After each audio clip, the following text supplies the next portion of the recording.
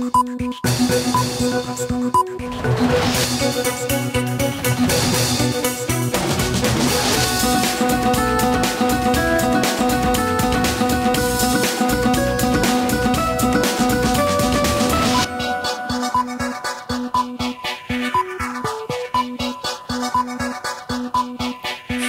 সবাইকে স্বাগত রাতের মাছরাঙা সংবাদের সঙ্গে আছি আমি ইবতিসাম নাসিম মৌ।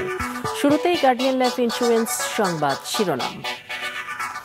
নিষিদ্ধ ঘোষিত অটোরিকশা বন্ধের প্রতিবাদে মিরপুরে কয়েকটি সড়ক অবরোধ করে বিক্ষোভ করেছে চালকরা। পুলিশের সঙ্গে চালকদের সংঘর্ষ ও ধাওয়া পাল্টা ধাওয়া হয়। কালশী পুলিশ বক্সে দেয়া হয় আগুন, ভাঙচুর করা হয় কয়েকটি বাস। আটক চালকদের ছেড়ে দেওয়ার ও বিকল্প কর্মসংস্থানের দাবি জানান চালকেরা। ভোগান্তিতে পড়ে মানুষ। উৎপাদিত পণ্যের বাজার তৈরি ও শ্রম ঘন শিল্প গড়ে তোলার আহ্বান জানিয়েছেন প্রধানমন্ত্রী। রাজধানীতে জাতীয় ক্ষুদ্র ও মাঝারি শিল্প পণ্য মেলার উদ্বোধনী অনুষ্ঠানে তিনি আহ্বান জানান। কলকারখানার বর্জ্যে যেন পরিবেশ ক্ষতিগ্রস্ত না হয় সেদিকে মনোযোগী হওয়ার তাগিদ দিয়ে অর্থনৈতিক অঞ্চলে বিনিয়োগ করতে বলেন। এবং এলাচের দাম এখন আকাশ ছোঁয়া। চট্টগ্রামের খাতুনগঞ্জে 2 মাসে দাম বেড়ে হয়েছে দ্বিগুণ। সংশ্লিষ্টতার হিসেবে দেশে এলাচের কোনো সংকট নেই। ডেলিভারি অর্ডারের নামে স্লিপ দিয়ে তা হাত বদল করে দাম বাড়ানো হচ্ছে, যাকে ব্যবসা নয় জুয়া বলছেন খোদ ব্যবসায়ীরাই। এই অবস্থায় নিয়ন্ত্রণের সংস্থার হস্তক্ষেপের দাবি জানিয়েছেন তারা। শুনছিলেন শিরোনাম, এবার বিস্তারিত সংবাদ। রাজধানীতে ব্যাটারি চালিত অটোরিকশা চলাচল নিষিদ্ধের প্রতিবাদে মিরপুরে বিক্ষোভ ও অবরোধ করেছে অটোরিকশা চালক ও মালিকরা।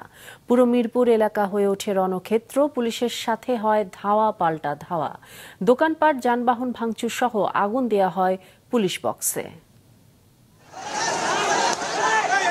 ঘটনা শুরু সকাল 9:30টার পর। অফিস শুরুর ঠিক আগ মুহূর্তে হঠাৎই রাস্তায় নেমে আসে শত শত ব্যাটারি চালিত অটোরিকশা চালক ও মালিক। রাস্তা অবরোধ করে গলির মাথা থেকে মূল সড়কে চলতে থাকে বিক্ষোভ। গণপরিবহন ভাঙচুর করতে থাকে একের পর এক। পুরো মিরপুরই পরিণত হয় রণক্ষেত্রে। 1 ঘন্টার মধ্যে বন্ধ করে দেওয়া হয় মিরপুর, পল্লবী, কালশী সহ আশপাশের পুরো এলাকা। আগুন দেয়া হয় মিরপুরে 2টি পুলিশ বক্সে। পরিস্থিতি নিয়ন্ত্রণে পুলিশ বাধা দিলে শুরু হয় ধাওয়া পাল্টা ধাওয়া। আন্দোলনকারীরা পুলিশকে লক্ষ্য করে ছড়ে ইট পাটকেল। আমাদের লোকজনকে তারা আক্রমণ করছে আমাদের আত্মরক্ষার জন্য এবং মিরপুরবাসীর আইন শৃঙ্খলা শান্তির জন্য, নিরাপত্তার জন্য যতটুকু আমাদের আইন প্রয়োগ করা প্রয়োজন ছিল ততটুকুই করা হয়েছে। ব্যাটারি চালিত অটোরিকশা চালকদের দাবি, হঠাৎ করে চলাচল নিষিদ্ধ করে দেয় তাদের উপার্জনের রাস্তা বন্ধ হয়ে গেছে। পরিবার নিয়ে দিশেহারা হয়ে তারা রাস্তায় নেমেছে। সরকার অনুমতি না দিত আমি কিনতাম না। আমি 2 লাখ টাকা লোন দিলে 3টা গাড়ি কিনছি ভাই। আমার 3টা গাড়ি বসতি নিয়ে গেছে ভাই। আমার চাবিও নাই, গাড়িও নাই, কোন জায়গায় আমি বলতে পারি না ভাই। আমাদের দাবি ওই একটাই, যেহেতু সরকারের দেশে আনছে সেহেতু চালানোর অধিকার তাদের দিতে হবে। আমাদের কেন বন্ধ করবে? আমরা তো পেট চলে, আমরা যে খাই, মা বাবা বউ বাচ্চা সবাই আছে। আমরা তো কিস্তি উঠায় গাড়ি কিনছি, আমরা চালাবো কিভাবে? 2 মাস 1 মাস একটা সময় দিলে আমরা যার যার মতো গুছাই নিতাম। হট করে আজকে ঘোষণা দিচ্ছে কালকে বন্ধ, এটা তো হইতে পারে না। এদিকে অবরোধ হয়ে থাকায় পুরো মিরপুর এলাকায় সৃষ্টি হয় দীর্ঘ যানজট। যানবাহনের অভাবে পায়ে হেঁটে রওনা দেন পথচারীরা। বিকেল 5টার দিকে গাড়ি চলাচলের জন্য রাস্তা খুলে দেওয়া হলেও ধীরে ধীরে যান চলাচল স্বাভাবিক হয়। গেল বুধবার সড়ক পরিবহন ও যোগাযোগ মন্ত্রী ওবায়দুল কাদের রাজধানীতে ব্যাটারি চালিত অটোরিকশা বন্ধের ঘোষণা দেন। এরপর থেকে পুলিশ অভিযান চালিয়েছিল। মাহমুদুল হাসান, মাছরাঙা সংবাদ, ঢাকা। ডিজিটাল বা প্রযুক্তিগতভাবে বিশ্ব এগিয়ে গেলেও দেশে যেন মানুষ কর্মহীন না হয় সেজন্য শ্রমঘন শিল্প গড়ে তোলার আহ্বান জানিয়েছেন প্রধানমন্ত্রী শেখ হাসিনা। সকালে রাজধানীতে জাতীয় ক্ষুদ্র ও মাঝারি শিল্প পণ্য মেলার উদ্বোধনী অনুষ্ঠানে তিনি একথা বলেন। শিল্প মন্ত্রণালয়ের পৃষ্ঠপোষকতা এবং ক্ষুদ্র ও মাঝারি শিল্প বা এসএমই ফাউন্ডেশনের উদ্যোগে রাজধানীর বঙ্গবন্ধু আন্তর্জাতিক সম্মেলন কেন্দ্রে শুরু হয়েছে 7 দিনব্যাপী 11তম জাতীয় ক্ষুদ্র ও মাঝারি শিল্প পণ্য মেলা। 350-এরও বেশি ক্ষুদ্র ও মাঝারি শিল্প প্রতিষ্ঠান মেলায় অংশ নিয়েছে। শুভ উদ্বোধন ঘোষণা করছি। সকালে প্রধানমন্ত্রী শেখ হাসিনা এই মেলার উদ্বোধন করেন। ক্ষুদ্র ও মাঝারি শিল্প খাতে অনন্য অবদান রাখায় 7 ক্যাটাগরিতে 7 জন মাইক্রো, ক্ষুদ্র, মাঝারি ও স্টার্টআপ উদ্যোক্তার হাতে এসএমই উদ্যোক্তা পুরস্কার তুলে দেন প্রধানমন্ত্রী। প্রধানমন্ত্রী বলেন, বঙ্গবন্ধু শেখ মুজিবুর রহমানের দেখানো পথ ধরেই আওয়ামী লীগ সরকার ক্ষুদ্র ও মাঝারি শিল্প বা এসএমই খাতের প্রসারে জোর দিয়েছে। তাই এই খাতের উদ্যোক্তাদের দেশের 100টি অর্থনৈতিক অঞ্চলে বিনিয়োগের আহ্বান জানান তিনি।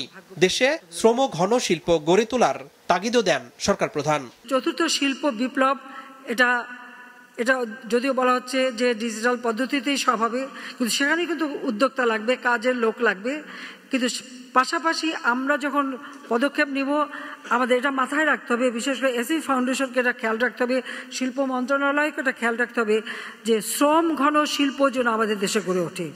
কারণ আমার দেশের মানুষকে কাজ দিতে হবে, এই জন্য আমার শ্রম ঘন শিল্প গড়ে তোলার দিকে বেশি মনোযোগী হতে হবে। অর্থনৈতিক উন্নয়নে শিল্প কারখানা জরুরি, তবে বর্জ্য দিয়ে যেন পরিবেশ ক্ষতিগ্রস্ত না হয় সেদিকে মনোযোগী হতে বলেন প্রধানমন্ত্রী। শিল্প আমাদের গড়ে তুলতে হবে, কিন্তু শিল্প বর্জ্য ব্যবস্থাপনা অবশ্যই সকলকে করতে হবে এবং সেটা মেনে নিতে হবে। সামান্য একটু কেমিক্যাল ব্যবহারের ওই পয়সাটা বাঁচাতে যে দেশের সর্বনাশ, সাথে সাথে নিজের সর্বনাশটা কেউ করবেন না, সেটা আমার অনুরোধ থাকলো। ক্ষুদ্র উদ্যোক্তা যারা, তাদেরকেই আমি বেশি মনে করি গুরুত্ব দেওয়া উচিত, কারণ তারাই একসময় বড় শিল্পে পরিণত হবে। দেশে বিদেশি বিনিয়োগ বাড়াতে অর্থনৈতিক কূটনীতিকদের দৃষ্টি দিতে আবারও গুরুত্ব দেন বঙ্গবন্ধু কন্যা। পরে প্রধানমন্ত্রী মেলার বিভিন্ন স্টল ঘুরে দেখেন। আনোয়ার হোসেন, মাছরাঙা সংবাদ, ঢাকা। ঈদের আগে 2 মাসের ব্যবধানে চট্টগ্রামের খাতুনগঞ্জে এলাচের দাম বেড়ে দ্বিগুণ হয়েছে। ডেলিভারি অর্ডারের নামে স্লিপ দিয়ে এর দাম বাড়ানো হচ্ছে, যার নিয়ন্ত্রণ সরকারের হস্তক্ষেপ চেয়েছেন ব্যবসায়ীরাই। আব্দুল্লাহ রাকিবকে সাথে নিয়ে নাজমুল সাদেকির রিপোর্ট। ক্যামেরায় সাথে ছিলেন সঞ্জীব দে ও রবিউল টিপু। সুঘ্রাণের জন্য অতুলনীয় মশলা এলাচ রান্নায় বাড়তি স্বাদেরও যোগান দেয়। আকারে ছোট হলেও বাজারে এর দাম আকাশ ছোঁয়া। দেশের বৃহত্তম পাইকারি বাজার খাতুনগঞ্জে মাসখানেকের ব্যবধানে এলাচের দাম প্রায় দ্বিগুণ বেড়ে প্রতি কেজিতে দাম উঠেছে ৩৫০০ টাকারও বেশি। এখন এটা হচ্ছে এসবি স্পেশাল এলাচ, এটা ২৮০০ টাকা। হ্যাঁ, তারপরে আপনার ইন্ডিয়ান মমতাজ, এটা পড়তেছে আপনার ২৯০০-২৯৫০। চট্টগ্রাম কাস্টমস দিয়ে আমদানি তথ্য যাচাই করে দেখা গেছে, চলতি অর্থ বছরের এপ্রিল পর্যন্ত ৬৪ চালানে আমদানি করা এলাচের রাজস্ব সহ দাম পড়েছে ১,২৬৪ টাকা ২২ পয়সা। এর সাথে জাহাজ ভাড়া, পণ্য খালাস, পরিবহন ব্যয় ও ব্যাংক সুদের সর্বোচ্চ খরচ ধরে হিসাব করলেও প্রতি কেজি এলাচ ১,৫০০ টাকার বেশি হওয়ার কথা নয়। দেশে বছরে এলাচের চাহিদা প্রায় ৭৬০০ টন। উদ্ভিদ সঙ্গ নিরোধ কেন্দ্রের তথ্য মতে চলতি অর্থ বছরে এরই মধ্যে প্রায় ৮০০০ টন এলাচ আমদানির অনুমতি দেওয়া হয়েছে, যার মধ্যে ৬০০০ মেট্রিক টনের বেশি দেশে এসেছে। আইপি অনুমোদনের পথে আছে আরও, তাই বর্তমানে এলাচের কোনো সংকট নেই। আশা করি সামনের ২ মাসে আমাদের মোর দেন 1000 মেট্রিক টন চলে আসবে। সুতরাং আমদানির ক্ষেত্রে আমরা অবশ্যই আশা করি যে কোনো ক্ষেত্রেই আমদানি এখানে কম হবে না। পর্যাপ্ত পরিমাণে আমাদের আইপি দেওয়া আছে হেড অফিস থেকে, এবং সেই আইপি অনুসারে আমদানিকারকরা প্রতিদিন এই এলাচ বিভিন্ন দেশ থেকে আমদানি করতেছে। সুতরাং আমদানি কম হওয়ার কিংবা বাজারে ক্রাইসিস হওয়ার এই ধরনের কোনো ইস্যু আমাদের দেশে নাই। তাহলে এমন মূল্য বৃদ্ধির কারণ কি? পাইকারি বাজার খাতুনগঞ্জ ঘুরে দেখা যায় পণ্যটি আমদানিকারকের কাছ থেকে পাইকারি ব্যবসায়ীদের মাধ্যমে খুচরা বাজারে আসার কথা থাকলেও এলাচ সহ কিছু পণ্যে তা হচ্ছে না। এক্ষেত্রে আমদানিকারকদের কাছ থেকে পণ্য নেয় কয়েকটি ট্রেডিং প্রতিষ্ঠান। তাদের কাছ থেকে ডেলিভারি অর্ডার বা ডিউ স্লিপের মাধ্যমে পণ্য বুকিং দেয় এক শ্রেণীর মধ্যস্বত্বভোগী। বছরে ৭০০০ টনের মতো চাহিদা হলেও প্রতিদিনই ডিউ স্লিপের মাধ্যমে এখানে এলাচ ট্রেডিং হয় প্রায় ১০০০ টন। কেবল সাদা কাগজে স্লিপের হাত বদলে খাতুনগঞ্জে চলছে এলাচের দামের ওঠানামা। ট্রেডিং এর মাধ্যমেও এটা একটু হাত বদল হওয়ার কারণে, স্লিপের হাত বদল হওয়ার কারণে একটু বেশি বাড়তে, তবে ৪০০০ ক্রস করছিল। আইনগত বৈধতা না থাকলেও খাতুনগঞ্জের এই ডিউ স্লিপ ব্যবসার রমরমা হাট বসে হাজী সোনামিয়া মার্কেট ও হক মার্কেট ঘিরে, যাতে কয়েকটি ছাড়া অন্য দোকানগুলোতে নেই নাম ফলক। খাতুনগঞ্জের সব ব্যবসা সকাল থেকে শুরু হলেও এখানে দুপুর ২টা থেকে হয়। সকালে বন্ধ পেলেও দুপুরে দেখা যায় মার্কেটের নিচতলায় গলিতে শতাধিক মানুষের জটলা, যাদের সবাই ডিউ স্লিপ ব্যবসায়ী। মার্কেটের কোনো প্রতিষ্ঠানে এলাচের দেখা নেই, তবু ঝুঁকি নিয়ে অল্প সময়ে লাভের আশায় এই চক্রে জড়িয়েছেন নানা বয়সী মানুষ। কোনো গ্যারান্টি নেই, কোনো কাগজপত্র নেই। এখানে আপনি যদি তদন্ত করতে চান সোর্স লাগাতে হবে। আপনি সাংবাদিকের ক্যামেরায় যে ধরতে পারবেন না। পাইলে ভালো, না পাইলে খারাপ। এটা গিয়ে পেলে বিজনেস, না পেলে জুয়া। এখানে স্লিপ কিনতে হলে মানে টাইপ পিটিশন দিয়ে মানে 4-5 দিন 10 দিন মেয়াদে নিতে হয়। স্লিপ কেনার পরে বাড়লে টাকাটা পাবো, না পারলে টাকা চলে যাবে, পুরো টাকা চলে যাবে। এসব নিয়ন্ত্রণ করে কয়েকটি ডিউ স্লিপ ট্রেডিং প্রতিষ্ঠান। সংবাদ সংগ্রহ করতে গেলে তর্কে জড়ায় কয়েকজন। অবশ্য নাম ফলকহীন এসব প্রতিষ্ঠানের দাবি বাজার নিয়ন্ত্রণ করে না তারা। আমরাও একটা সোদা দিয়ে বলে যে সোদা অমুকের কাছে আছে, অমুক দিয়ে দিচ্ছে, ব্যাস গেল। ট্রেডিং হয় এই মার্কেটটাতে, হ্যান্ড টু হ্যান্ড ট্রেডিং হয়। এখানে ইম্পোর্টার থেকে আপনি নেবেন, আপনার থেকে আরেকজন নেবে, আরেকজন থেকে আরেকজন নেবে, এটাতে ট্রেডিং হচ্ছে। এর সাথে কি আমদানিকারকরাও জড়িত? এমন প্রশ্নের উত্তর জানতে চাইলে তা অস্বীকার করেন আমদানিকারকরা। 33 লাখ টাকা এক টনের দাম, তাহলে 30,000 টাকা দিয়েছিলি বেচা, মানে ওই টাকাটা তো প্রফিট হবে। ও টাকা থাকলে না টাকা ঢুকাইতে পারবে। এই ধরনের কার্যক্রমের জন্য মার্কেটটা আসলে অস্থিরতা করতেছে। কোনো পণ্য মজুদ না থাকলেও কেবল স্লিপের হাত বদলে পণ্যের দামের এমন কারসাজিকে জুয়া বলছেন ব্যবসায়ী নেতারা। এই প্রক্রিয়া বন্ধে নিয়ন্ত্রণকারী সংস্থার জরুরি হস্তক্ষেপ চান তারা। যে এলাচগুলো ঢাকার বাজারে হচ্ছে 3,000 টাকা, একেই ডেটের এই বাজারে এখানে হচ্ছে যে আপনার প্রায় 4100 টাকা পর্যন্ত চলে গেছে। এখন হঠাৎ করে কমে ধরেন আবার 3300 টাকা, আবার 3600 টাকা হয়ে গেছে। অর্থাৎ এইগুলো কিছু ব্যবসায়ী, তারা ব্যবসায়ী না, আমি বলবো এগুলো এক ধরনের একটা মাফিয়া চক্কর। দুদিনের ব্যবধানে যে এলাচের দাম বেড়েছে 500 টাকা। এই যে এত ওঠানামা বা এত দামের তফাৎ, সেটি আমার মনে হয় যে ব্যবসায়ী সংঘের মধ্যে আমি ব্যক্তিগতভাবে মনে করছি এটা পড়ে না। RS jumbo, LMG, SMG, JBC ও এসবি সহ বিভিন্ন নামের ও গ্রেডের এলাচ রয়েছে। আমদানি হওয়া সিংহভাগ এলাচ আসে গুয়াতেমালা থেকে। নাজমুল সাদিকি, মাছরাঙ্গা সংবাদ, চট্টগ্রাম। মেট্রো রেলে 15% ভ্যাট বসিয়ে ভাড়া বাড়ানোর সিদ্ধান্তকে ভুল বলেছেন সড়ক পরিবহন ও সেতুমন্ত্রী। রাজধানীতে ডিএমটিসিএল আয়োজিত এক সেমিনারে তিনি জানান, বিষয়টি পুনর্বিবেচনার জন্য প্রধানমন্ত্রীর সাথে আলাপ হয়েছে। যাত্রীবান্ধব পরিবহন ব্যবস্থা মেট্রো রেলের ভাড়ার উপর 15% ভ্যাট বসানোর সিদ্ধান্ত জানিয়েছে জাতীয় রাজস্ব বোর্ড এনবিআর। এতে ভাড়াও বাড়বে সমানুপাতিক হারে। Dhaka mass transit company limited DMTCL আয়োজিত মেট্রো রেল ব্র্যান্ডিং বিষয়ক সেমিনারে প্রধান অতিথির বক্তব্যে আজ এই সিদ্ধান্তের সমালোচনা করেছেন সড়ক পরিবহন ও সেতুমন্ত্রী ওবায়দুল কাদের। বিষয়টি পুনর্বিবেচনার ব্যাপারে প্রধানমন্ত্রীর সাথে ইতিবাচক আলোচনা হয়েছে বলেও জানান তিনি। 15% ভ্যাট ভারতে কি সেটা আছে? ভারতে কোনো ভ্যাট নেই, তাহলে আমরা কেন করি? আমি মাননীয় প্রধানমন্ত্রীকে বিষয়টি জানিয়েছি যে এনবিআর এর এই সিদ্ধান্ত, this is not right, this is wrong decision. প্রধানমন্ত্রী বলেছেন তিনি বিষয়টি পুনর্বিবেচনার ব্যাপারে আশ্বাস দিয়েছেন। এর আগে ডিএমটিসিএল এর ব্যবস্থাপনা পরিচালক জানান, রাজধানীর উত্তরার দিয়াবাড়ি থেকে টঙ্গী পর্যন্ত বাড়ানো হচ্ছে মেট্রো রেল লাইন 6 এর পথ। এ অংশে নতুন করে যুক্ত হবে আরো 5টি স্টেশন। দিয়াবাড়ি বাজার, তারপরে সোনারবাড়ি, তারপরে টঙ্গী বাজার, তারপরে টঙ্গী নাম্বার স্টেশন হবে 5টা। অনুষ্ঠানের বিশেষ অতিথি ঢাকা উত্তর সিটি মেয়র আতিকুল ইসলাম ফার্মগেটের শহীদ আনোয়ারা উদ্যানে ডিএমটিসিএল এর শপিং কমপ্লেক্স বানানোর পরিকল্পনার সমালোচনা করে সিটি কর্পোরেশনের সম্পত্তি সিটি কর্পোরেশনকে ফিরিয়ে দেওয়ার আহ্বান জানান। ফার্মগেটে বলে কোনো দোকানপাট নাই, এজন্য আনোয়ারা মাঠটিকে দোকানপাট করার জন্য এখানে যেন মাল্টি কমপ্লেক্স হয়। বিনয়ের সাথে অনুরোধ করব, এই আনোয়ারা পার্কটিকে অবশ্যই আমরা যেন খেলার মাঠ করতে পারি ফার্মগেটের জন্য, এটি বিনয়ের সাথে অনুরোধ করছি। কারণ খেলার মাঠ যদি না থাকে আমাদের, তাহলে কিন্তু বাচ্চারা কিন্তু মেন্টাল ডেভেলপমেন্ট করতে পারবে না। এটিকে যত শীঘ্রই যদি আমাদেরকে হ্যান্ডওভার করে দেওয়া হয়, আমরা আবার সবুজায়ন করে দিব। অনুষ্ঠানে আরও উপস্থিত ছিলেন সড়ক পরিবহন ও মহাসড়ক বিভাগের সচিব এবিএম আব্দুল্লাহ নুরি, বাংলাদেশে নিযুক্ত জাপানের রাষ্ট্রদূত ইয়ামা কিমিনোরি সহ অন্যান্যরা। মৌমিতা জান্নাত, মাছরাঙ্গা সংবাদ, ঢাকা। সারা দেশে স্মার্ট ওএমএস কার্ডের মাধ্যমে খোলা বাজারে চাল ও আটা বিক্রি শুরু করেছে সরকার। সকালে মিরপুর আনসার ক্যাম্প বাস স্ট্যান্ডে এর উদ্বোধন করেন খাদ্যমন্ত্রী সাধন চন্দ্র মজুমদার। তিনি জানান, এর ফলে এক ব্যক্তির একাধিকবার চাল ও আটা নেওয়া বন্ধ হবে। সারা দেশের 14 লাখ উপকারভোগী এই কার্ডের মাধ্যমে ওএমএস এর চাল ও টাকা সংগ্রহ করতে পারবে।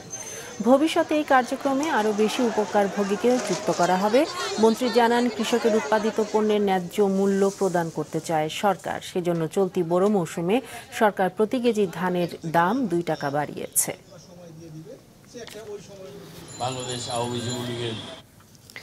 রোহিঙ্গা সমস্যা সমাধানে সরকার কূটনৈতিকভাবে যেমন কাজ করছে, তেমনি আন্তর্জাতিক আদালতে মামলা হয়েছে। সরকার আশা করছে এই মামলার রায় বাংলাদেশের পক্ষে আসবে, বলেছেন পররাষ্ট্রমন্ত্রী ডক্টর হাসান মাহমুদ। সকালে জাতীয় প্রেস ক্লাবে বিদেশি সংবাদ সংস্থায় কর্মরত সাংবাদিকদের সংগঠন ও ক্যাবের 45তম প্রতিষ্ঠাবার্ষিকী অনুষ্ঠানে তিনি স্বীকার করেন, দেশটির বর্তমান যে অবস্থা সেটি রোহিঙ্গা জনগোষ্ঠীর প্রত্যাবর্তনের অনুকূলে নেই। কিরগিজস্তানে বাংলাদেশি শিক্ষার্থীদের উপর হামলার বিষয়ে তিনি জানান, সেখানে কেউ গুরুতর আহত হয়নি। পাশের দেশ উজবেকিস্তানে নিয়োজিত দূতকে এরই মধ্যে দেশটিতে পাঠানো হয়েছে। ই কমার্স প্রতারণার মাধ্যমে লোপাট হওয়া 535 কোটি টাকার মধ্যে এখন পর্যন্ত 407 কোটি টাকা গ্রাহকদের ফেরত দেওয়া হয়েছে। বাকি টাকা কবে এবং কোন প্রক্রিয়ায় পাওয়া যাবে সে বিষয়ে আসছে মাসেই সিদ্ধান্ত হবে। আজ সংবাদ সম্মেলন করে এমন তথ্য জানিয়েছে জাতীয় ভোক্তা অধিকার সংরক্ষণ অধিদপ্তর। বড় মূল্যছাড় আর চটকদার বিজ্ঞাপন দিয়ে গ্রাহকদের অন্তত 535 কোটি টাকা লোপাট করেছিল দেশের বেশ কয়েকটি ই কমার্স প্রতিষ্ঠান। পরে সরকারের হস্তক্ষেপে সেই অর্থ দেওয়ার প্রক্রিয়া শুরু হয়। জাতীয় ভোক্তা অধিকার সংরক্ষণ অধিদপ্তর জানিয়েছে, লোপাট হয়ে এই টাকার 75% ফেরত দিয়েছে অভিযুক্ত প্রতিষ্ঠানগুলো। বাকি টাকা ফেরত দেওয়ার জন্য একটি কমিটি গঠন করা হয়েছে, যারা জুনের শেষে এই সংক্রান্ত প্রতিবেদন ভোক্তা অধিকার সংরক্ষণ অধিদপ্তরে জমা দেবে। তারপরেই আসবে সিদ্ধান্ত, যদিও কারসাজিতে জড়িতদেরই সেই কমিটিতে রাখা হয়েছে। এখন পর্যন্ত 407 কোটি টাকা কিন্তু ফেরত দেওয়া হয়েছে। 127 কোটি টাকা এখনো আপনার ফেরত দেওয়া যায়নি। আমরা একটা টাইমলাইন করে দিয়েছি, 15 ওয়ার্কিং ডেটের মধ্যে তারা এই 127 কোটি টাকা কিভাবে ফেরত দেওয়া যায়, প্লাস আমাদের এই সমস্যা থেকে আমরা কিভাবে বেরিয়ে আসব সেটার জন্য একটি রিপোর্ট তৈরি করবে। এই রিপোর্টটা আমাদের আজকের সিদ্ধান্তের আলোকে একটা রেজুলেশন আমরা আজকে বা কালকের মধ্যে করে ফেলবো, আর এই রিপোর্টটা আমরা বাণিজ্য প্রতিমন্ত্রীর কাছে আমরা হস্তান্তর করব। এর পরবর্তীতে বাণিজ্য প্রতিমন্ত্রী মহোদয় বসে এই বাস্তব অবস্থার উপরে তিনি একটা সিদ্ধান্ত নেবেন। সংবাদ সম্মেলনে জানানো হয়, ই কমার্সে পণ্য কিনে প্রতারিত যেসব গ্রাহক এখন পর্যন্ত ভোক্তা অধিকার সংরক্ষণ অধিদপ্তরে অভিযোগ জানায়নি, তাদেরকেও ক্ষতিপূরণ দেওয়া হবে। এজন্য গণমাধ্যমে বিজ্ঞাপন দিয়ে তাদের অভিযোগ জানানোর আহ্বান জানাবে সংস্থাটি। তবে নির্ধারিত সময়ের মধ্যে সেই অভিযোগ জানাতে হবে। একটা পত্রিকায় হয়তো বিজ্ঞাপন দিয়ে আমরা বলে দেব যে যার যার অভিযোগ যেটা আছে সেটা হয়তো একটা টাইমলাইন দিয়ে দেবে, এর মধ্যে সেগুলো দাখিল করার জন্য, এবং এটির পরে আমরা ধরে নেব যে এটি নিষ্পত্তি হয়ে গেছে। এই সংবাদ সম্মেলনে উপস্থিত ছিলেন প্রতারণার মাধ্যমে টাকা লোপাট করা ই কমার্স প্রতিষ্ঠানের কর্ণধাররাও, যারা অতীতের জন্য দুঃখ প্রকাশ করে গ্রাহকদের পাওনা টাকা বুঝিয়ে দেবার আশ্বাস দেন। যারা টাকা পায় তাদের টাকা অবশ্যই পাবে। ভোক্তা অধিকার সংরক্ষণ অধিদপ্তর জানায়, ই অরেঞ্জ, ধামাকা ও আনন্দের বাজারের মাধ্যমে যেসব টাকা পাচার হয়ে গেছে সেসব প্রতিষ্ঠানের মানি লন্ডারিং এর বিষয়ে সিআইডি কাজ করছে। রাহেন শোভন, মাছরাঙা সংবাদ, ঢাকা। এবার আন্তর্জাতিক প্রসঙ্গ। ইরানের প্রেসিডেন্ট ইব্রাহিম রাইসিকে বহনকারী হেলিকপ্টার আছড়ে পড়েছে এমন খবর দিয়েছে দেশটির রাষ্ট্রীয় গণমাধ্যম ইরনা সহ বিভিন্ন আন্তর্জাতিক সংবাদ মাধ্যম। সকালে আজারবাইজানে সীমান্তবর্তী এলাকায় একটি জলাধার প্রকল্পের উদ্বোধন অনুষ্ঠানে যোগ দিতে গিয়েছিলেন ইব্রাহিম রাইসি। সেখান থেকে ফেরার সময় জোলফা শহরের কাছে জরুরি অবতরণের সময় দুর্ঘটনার কবলে পড়ে তাকে বহনকারী হেলিকপ্টারটি, ওই হেলিকপ্টারে প্রেসিডেন্ট রাইসি ছাড়াও ছিলেন পররাষ্ট্রমন্ত্রী হোসেন আমিরা আবদুল্লাহিয়ান। দুর্ঘটনায় কেউ হতাহত হয়েছে কিনা তা এখনো জানা যায়নি। একাধিক উদ্ধারকারী দল ঘটনাস্থলে কাজ করছে, তবে ঘন কুয়াশার কারণে উদ্ধার কাজ ব্যাহত হচ্ছে। এবার খেলার খবর। যুক্তরাষ্ট্রের হিউস্টনে পৌঁছে নিয়মিত অনুশীলন শুরু করেছে বাংলাদেশ ক্রিকেট দল। প্রথম দিন জিমে প্র্যাকটিস করেছেন রিয়াদ, সাকিব, মুস্তাফিজরা। ক্রিকেটারদের জিম অনুশীলন ছিল হালকা মেজাজের। কিছুদিন আগে ঝড়ের কারণে বাংলাদেশ এখনো মাঠের অনুশীলন শুরু করতে না পারাতেই জিম সেশনে ব্যস্ত ছিল তারা। বিশ্বকাপের আগে যুক্তরাষ্ট্রের বিপক্ষে হিউস্টনে 3 ম্যাচের টি-20 সিরিজ খেলবে বাংলাদেশ। 21, 23 ও 25 মে হবে 3টি টি-20। এরপর বিশ্বকাপের অফিসিয়াল প্রস্তুতি ম্যাচও খেলবে 2 দল। 28 তারিখ সেন্টার ভেন্যু হিউস্টন। মূল আসরের আগে এরপর 1 জুন ভারতের বিপক্ষে বাকি প্রস্তুতি ম্যাচটি খেলবে বাংলাদেশ। সেই ম্যাচের ভেন্যু এখনও জানায়নি আইসিসি। 7 জুন শ্রীলঙ্কার বিপক্ষে হিউস্টনের ম্যাচ দিয়ে বিশ্বকাপ শুরু হবে বাংলাদেশের। রাতের সংবাদ শেষ করছি, তবে যাবার আগে গার্ডিয়ান লাইফ ইন্স্যুরেন্স সংবাদ শিরোনামগুলো আরও একবার। অটোরিকশা বন্ধের প্রতিবাদে মিরপুরে কয়েকটি সড়ক অবরোধ করে চালকদের বিক্ষোভ, পুলিশের সঙ্গে সংঘর্ষ, ভোগান্তিতে মানুষ।